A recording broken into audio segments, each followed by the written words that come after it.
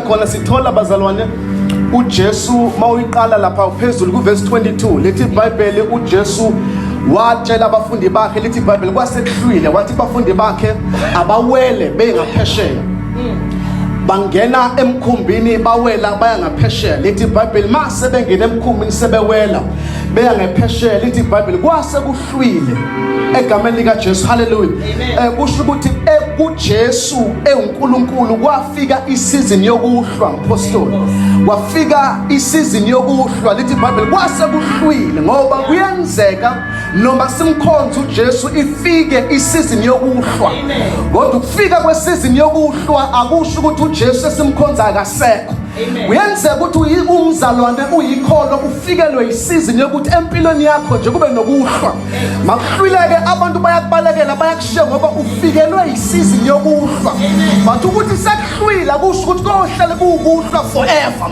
kuba isizini nje yokuhlwa kodwa ayihlali kuze kube phakade iBhayibheli kwafika isizini yokuhlwa iBhayibheli wathi uJesu abafundi bahambe bemshiwa sala yedwa ngoba mase kufika isizini yokuhlwa abantu nobathembile nothandaza nabo bayakushiya ngoba sekufike isizini yokuhlwa kodwa ngikuthandayo isizini nje efikayo bese iyadlula lithi iBhayibheli kwafika lesizini yokuhlwa lithi iBhayibheli ukunokuba uJesu ekhale ngabantu wanyukela entabeni wayothandaza Nkosi yami makufika isizini yokuhlwa asikhali siyakubantu isikhale senkosini lithi iBhayibheli sekufikile ukuhlwa abafundi bangena emkhumbini bahamba nomkhumbi uJesu wakhuphukela entabeni wathandaza wenzani makufika isizini yokuhlwa empilweni yakho ukhala kubantu complain kubantu noma uya enkosini but into esiyaziyo makufika this season we go to the Lord siyokhala enkosini lithi iBhayibheli ke uJesu wafika entabeni wathandaza uhlala noNkulunkulu eyedwa uNkulunkulu spoke to him unsearchable things izinto eingaziwa ngabantu abafundi bakhe bangena bona emkhumbini lithi iBhayibheli bahamba emkhumbini lithi iBhayibheli ngomlindo wokusa kwafika isivunguvungu emkhumbini now lithi iBhayibheli makwehla isivunguvungu emkhumbini bakhala abafundi bakaJesu bebhekene nenkinga yesivunguvungu ngoba siyafika ivunguvungu emkhunjini wethu noma sazana naye uJesu kuyenzeka ukufika isizini yamastorms mayifika isizini yamastorms izosikhumbuza ukuthi ubani kumele simlise akekho umuntu ohamba noNkulunkulu ongafikelwe isizini yamastorms noma ngabe uthandaza kangakanani yakufika lesizini yamastorms ngoba yiyo esibizela uNkulunkulu abantu abangayifuni lesizini abantu abangafuni ukubona uNkulunkulu ngendlela ehlukile lithi iBhayibheli bakhala kunzima babhekene nesivunguvungu bayasaba bayitshela ukuthi bayaqwila ngoba kade behamba emkhunjini lithi iBhayibheli bathi babebheka babona into isa ibheke ngabona manje ke bayitshela ukuthi isipoka abasibonayo elesigithi bathi they thought it was a ghost na kumaJuda abantu babengamasailors babazi ukuthi uma besemkhumbini besolwandle kokuba khona imimoya abayibonayo babekholela ukuthi abantu abafe olwandle kabuhlungu bese bevuka imoya biboneka lolwandle kanti abazi ukuthi lento abayibonayo uJesu baba confused basaba uthi omunye yini lesibonayo uthi uphethe uma Jesu kuwe sono ukuba ngiyise uma Jesu kuwe sono ukuba ngiyise now ngesikhathi ethu Jesu yiza phethu kimi uPeter wasuka emkhumbini wangabuka ukuthi istorm sinamandla kangakanani hallelujah hayi ngoba uPeter wayegcotshwe kakhulu kunabanye but uPeter wabamba isambulo sokuthi ngeke ngibuke ubukhulu bestorm kodwa ngizobuka ubukhulu bukaNkulunkulu bonke abantu abasusa ifocus yabo kwistorm bebheke uJesu babonakala behamba phezulu kolwandle lonke ibandla elizokholwa lingabheka amastorm kodwa libheka uJesu lizobonakala livulwa ngeCovid-19 abanye babadla vala kodwa babheka uJesu bazobonakala behamba abanye besona phansi into yenza uPeter ahambe phezulu ukuthi akabulangisi istorm. Hayi ukuthi sasingekho, sasikhona, but uPeter wasusa amehlo.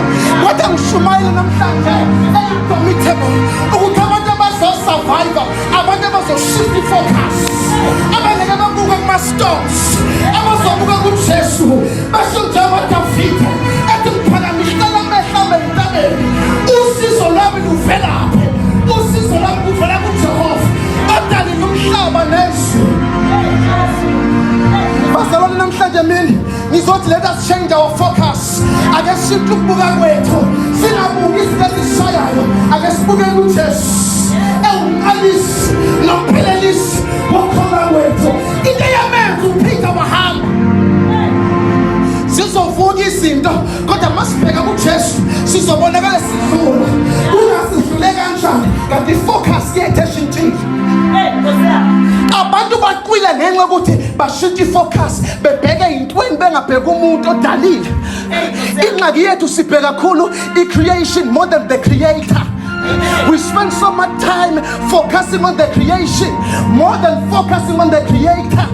Abantu abafocusa ku-creator kufika ama-storms bekwazi ukuhamba past kwe-creation ngoba i-focus is not on the creation, the focus is on the creator.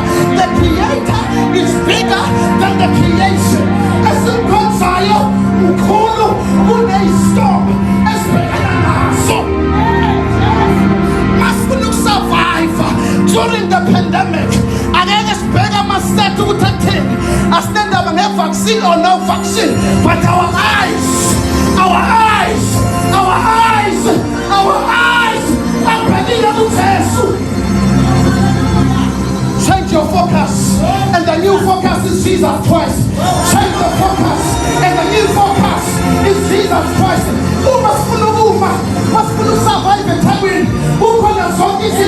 Let us change our focus, and our new focus is Jesus Christ. Focus your attention on Jesus Christ. Abantu abashintsha ifocus yabo bayasurvive ey'ntweni. Abanye bathi befa thina sibone si-right about the situation. Izinto abekufanele zisibulale uma sifocuse kuJesu siwoka phezu kwazo. Ngingakhetha uJesu ethi nonyathelo ofesele ngiyathela amabuluku ngiyagqoba inyoka sizohamba phezu kwazo. Bazobeka umeqo bakudlule kanjani dokotela usho ukuthi ubhekele kuJesu Kristu. Ifocus yakho ayikho emhlabeni wankosini wena. Change your focus, and the new focus is Jesus Christ. Change your focus, and the new focus is Jesus Christ. We spend so much time in friends. Sibheka abangasifuna abangasithandi. Sizosibheka nama-haters ethu. Sibone ukubheka isiphambano. But to change the focus, the new focus is Jesus Christ. Masibheka uKristu uJesu sidlula la okuthiwa abantu abadlula ikhona, sidabula la okuthiwa abantu abadabula ikhona, sizole esihlabelele ingoma sithi sangena la okuthiwa mawungene khona uphumi saphuma la okuthiwa akuphunywa akuphuma. Bakuphume kanjani lona ngoba siyamazi akayilutho, udlule kanjani lona siyamazi akaqualify, udlule kanjani lona siyamazi akakhonjiwe, udlule kanjani lona siyamazi akanayo qualification. But focus yami ibheke phezulu. Khona amadoda akafocusa kuKristu, khona amadoda akafocusa esiphambanweni, afocusa kuNkulunkulu. Lithi iBhayibheli ayeshayiwe igama luPaul benosila lithi bashawa kanzima, babopha kanzima, bafake ejele. Ngiyacabanga nkosini wami babevuza igazi babopha ngelupa beshayela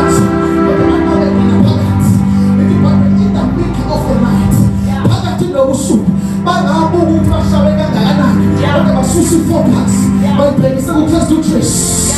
Bathi bahlabelela ingoma bathi sidlule ezintweni ezinzima kodwa siyaqoba nokuqoba. Wathi uPaul usila wathi ufana usila ungabheki imvimbo yakho kodwa bheka uKristu uJesu. ngishayela phone ngoba ngeke ngibheke imfumo ngeke ngibheke igazi ngizobheka uKristu uJesu masithi focus masithi focus yena ubheki sabatino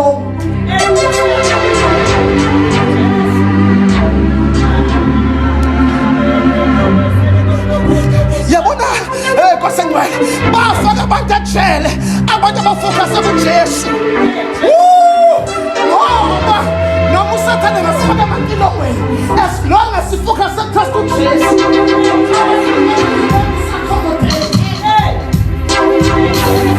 noma ngabe usathane usifakaphi maye sifaka lapho sibheka uJesu sizofana noShadrach noMeshach no-Abednego lethi iBhayibheli inkosi uNebukadnezar wabaphonsa phakathi emlilweni kwase kwathiwa umlilo uphindeni kasikhombisa noma ngasivalela uhulumeni ewuphinde kasikhombisa umlilo sosurvive phakathi uKing Nebukadnezar wenza iphutha wafaka amadoda emlilweni ahamba nomlilo eqothulayo yayizwa into bazalwane ithi iBhayibheli bathi babe bafaka isithandweni somlilo kwasho ukuthi bafaka abantu abafocuse kuNkulunkulu bangabuka umlilo baveka ukuthi uNkulunkulu wabo umngakanani ngoba sibheka izimo sibheka ukuthi uNkulunkulu umngakanani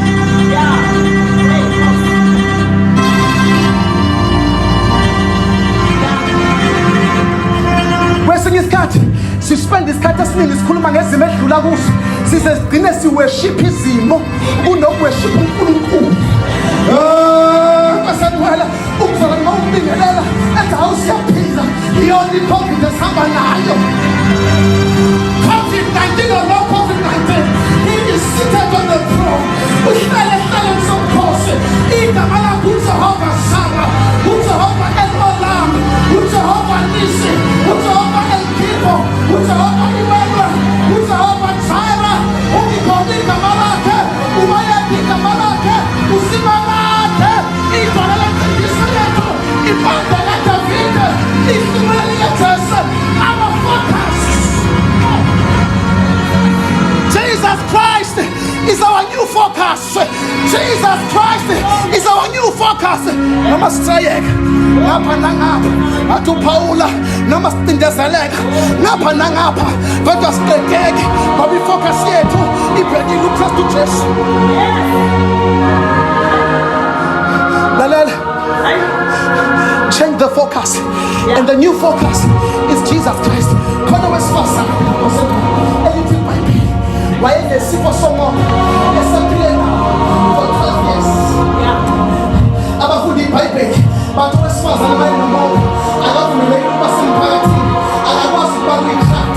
Kusho ukuthi lo wesifazane unefocus uthi umphetho wengubo kaJesu ma une-new focus awulinda ukuthi bavalela ngani bazavalela emsebenzini bebona uvela ngapha bethi bavala ngapha bebona uvela ngapha wakushintsha ifocus obheke somKristu.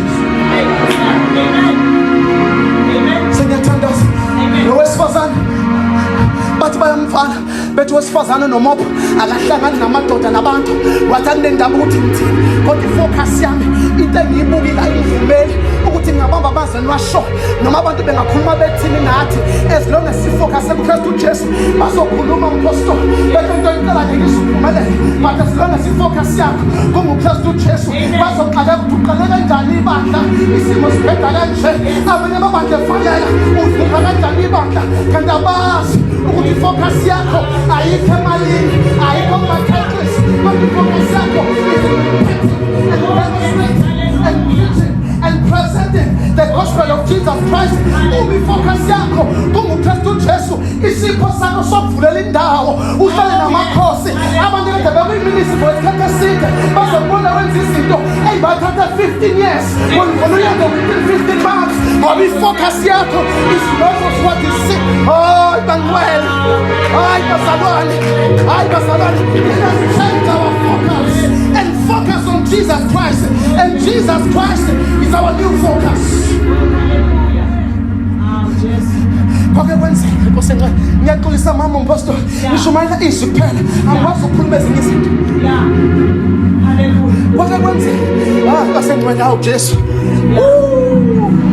hey change our focus and our new focus is Jesus Christ kwake kwenzeka abantwana bakwa-Israyeli lithi iBhayibheli baxabana noNkulunkulu noMose bacomplaina kuMoses basazoxabana nawe bethi mama ungcono bekungcono kwisikhonza khona kunala ungamangali don't change the focus basazokhuluma bethi mama ungcono yazi bekungcono sisakhonza lapha musubalele don't focus on them focus on the one who called you but the one who called you qualifies the called he does not call the qualified Lama suhala masukataya Ema katosia halaba koselandaya Ibrata sum alama sokotama masuya sahalaba sohendeyaya Ulama kondesia namasuya ya Kizwa manje kaNkulunkulu mama you must get ready to see the miracles azokwenzeka indaba zabantu bezoze bethu 12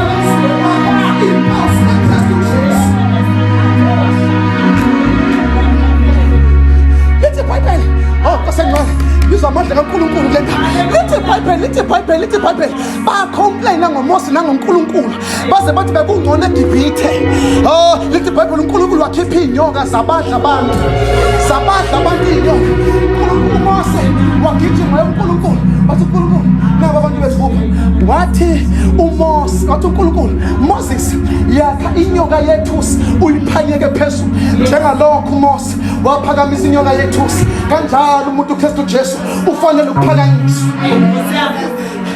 iBhayibheli sabadla inyoka wathi uNkulunkulu Moses khanda inyoka yethusi uyiphanyeke phezulu bonke abazobuka inyoka yethusi ngamanye amagama bonke abazoshintsha ifocus bonke abangeke befocus kwi-COVID-19 awuzofocus kuKristu Jesu bazosinda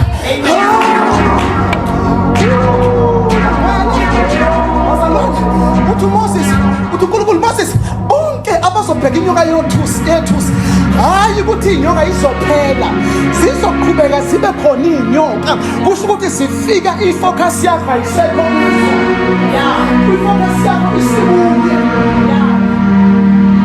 lithi iBhayibheli abayibheka inyoka yethusi basurvive babezizwe inyoka sibaluma kusho ukuthi sibaluma babhekile enkosini David babheka kuye ubuso babo bakha akusoze bajaba uthi makuba 27 kukodwa ngifunayo ngifisa uthi uhlala endlini kaJehova bese ngibheka ubuhle bakhe sengiyathandaza sokuphela 20 minutes ngizothandaza ababheka lithi iBhayibheli abanye zabaluma inyoka zizobaluma left and right inyoka kodwa wena ngoba ufocus enkosini uzobonakala usurvive udlula kuzofa abantu ubonakala uphila ngoba yakhe ifocus ibhekile kuKristu Jesu abathwalile bazobonakala ngombala amabandla esevaleka kodwa thina sizofana impondweni ze-altar sithi asiyindawo la sizohlala uNkulunkulu wethu ngoba siyamazi simkholayo uvululwandle ulubomzambe emhlabathini wonke siyamazi simkholayo wenza ngekho kube khona ushintsha amanzi ababayi bamnandi ushintsha amanzi awenza abayiwayini siyamazi simkholayo sizohlala siphelile kuyena uKristu Jesu bese sishintshe focus esinto esiyibonayo sophela uKristu sophela kuJesu change the focus and the new focus is Jesus Christ. Amen.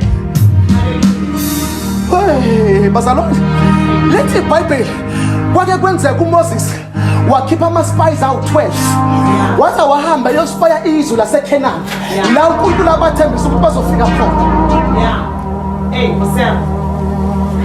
lithi iBhayibheli bafike balibona izwe lesethembiswa abawu-10 babuya nombiko bathi silibonile izwe kodwa sibone nama-giant ezweni sayibona sifana ney'ntethe vele sayiho ngoba ifocus yabo ibe kuma-giant bangabuka uNkulunkulu wabo kodwa lithi iBhayibheli out of the 12 khona babe-2 ababuye nereport bathi silibonile izwe sabona ama-giant kodwa uNkulunkulu uzosibonisa ngoba ifocus yabo was not on the giants on the promised land.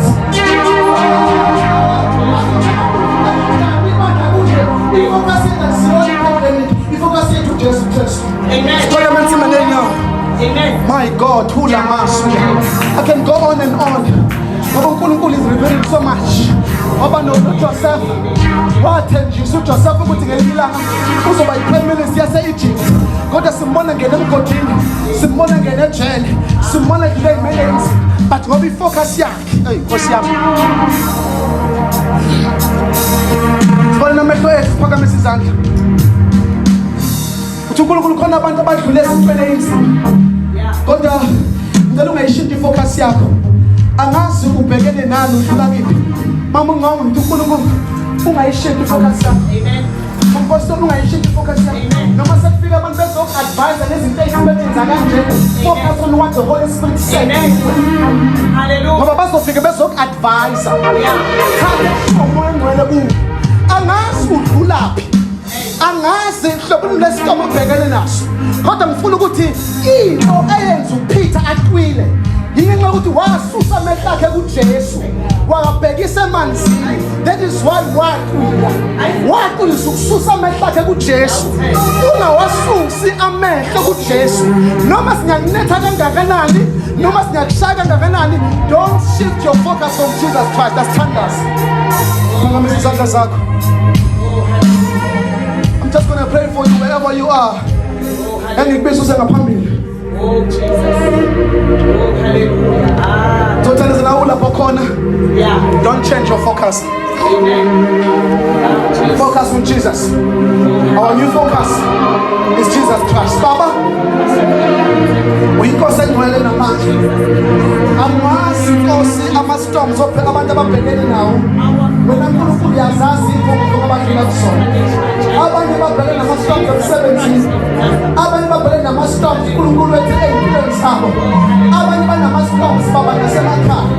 Abanye banama-storms nasemshadweni. Abanye ey'koleni. Kuma-studies abo. Abanye ba-finances. Ngiyathandaza uNkulunkulu wethu ntambama. Banikeza amandla ukuthi bengayishintsha ifocus. Bengasusa amehlo abo ey'ntweni ababhekene nazo. Babheke uNkulunkulu wethu ongcwele kuJesu njengenkosi nomsindisi.